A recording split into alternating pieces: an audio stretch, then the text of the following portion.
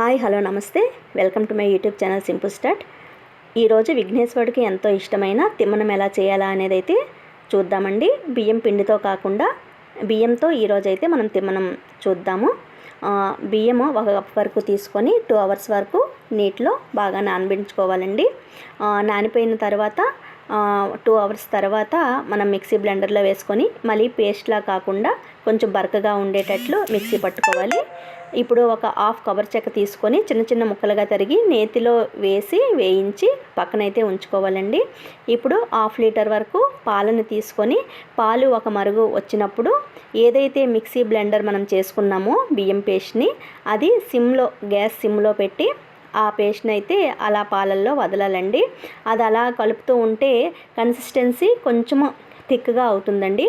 మనకి కావాల్సిన కన్సిస్టెన్సీ వచ్చినప్పుడు దాంట్లో 1 కప్ వరకు పంచదారనైతే మనం అలా కలుపుతూ ఉండాలి. పంచదార కలిపిన తర్వాత కూడా అది మనకి ఇంకా థిక్గా అవుతున్నట్టు కనిపిస్తూ ఉంటుందండి.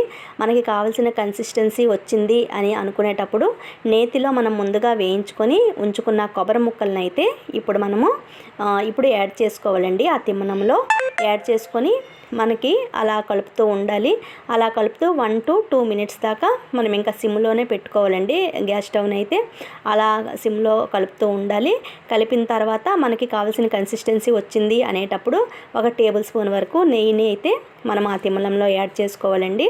యాడ్ చేసుకొని కలుపుకొని పక్కన పెట్టుకోవాలి.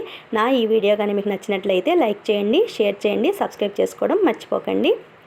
ఇప్పుడు ఇది పక్కన పెట్టుకొని వేరే ప్యాన్లో 1 టేబుల్ స్పూన్ వరకు నెయ్యి తీసుకొని 50 గ్రామ్స్ వరకు కాజు తీసుకొని దాన్ని బాగా వేయించుకోవాలండి. అది లైట్ బ్రౌన్ కలర్ వచ్చే వరకు సిమ్లో అయితే పెట్టుకొని వేయించుకోవాలండి. హైలో పెట్టారంటే కాజు మాడిపోతుంది, అది గమనించగలరు మీరు. ఇప్పుడు ఏదైతే తిమ్మనం ఉందో ఆ తిమ్మనంలో యాడ్ చేసుకోవాలండి. ఎంతో ఇష్టమైన